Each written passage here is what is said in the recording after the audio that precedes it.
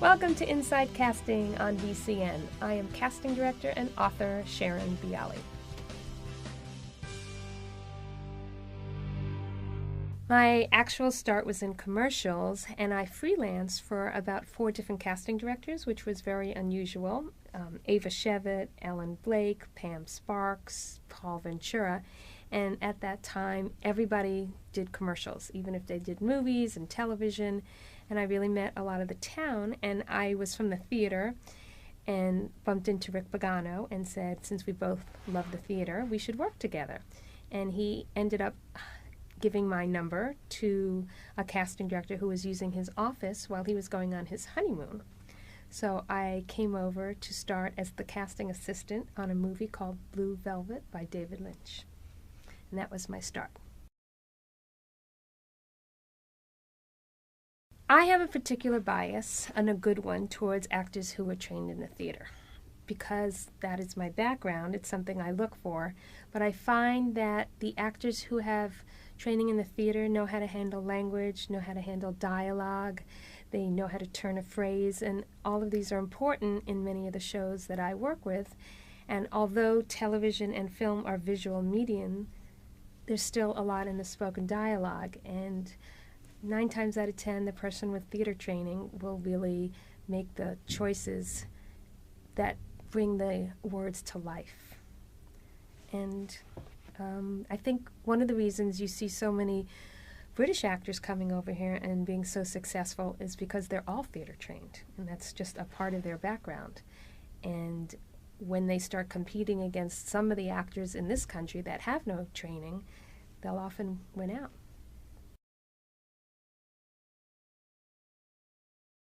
I think that the landscape of casting has completely changed in the cable television world because all of the great writers are migrating towards television.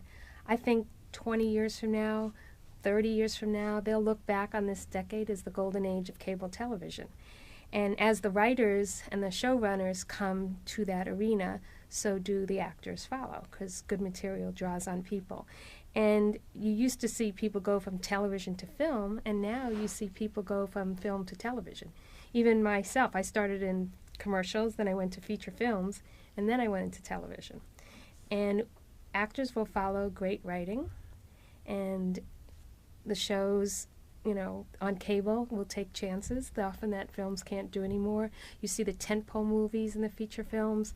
In other words, Terminator 1, 2, 3, those type of action movies that the corporations have to make. And I think on cable you see the voice of an artist, and it's still, even in network television, the place that will be willing to create stars. You don't have to bank on a star to make your television show.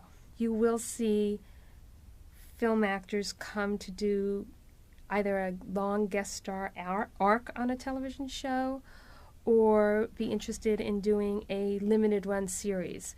A lot of the cable shows only do 13 as opposed to 22, so it allows you and affords you an opportunity to have a film career beyond your television series.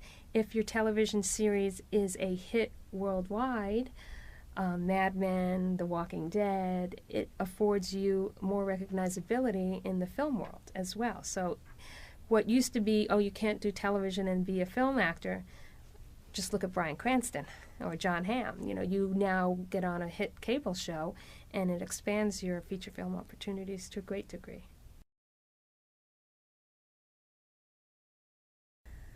I believe an actor's attitude is one component of the audition experience, and it can make all the difference. Acting and auditioning are different beasts. You know, auditioning is a skill and acting is a craft, and one can learn how to audition better. I can audition pretty well right now after spending 25 years behind the camera, but I can't act. So I don't know if that answers the question directly, but the attitude that one comes in with of confidence, of having made choices, having done their homework, not being desperate for the work, but just going in and playing and having fun and doing what you do best can make all the difference.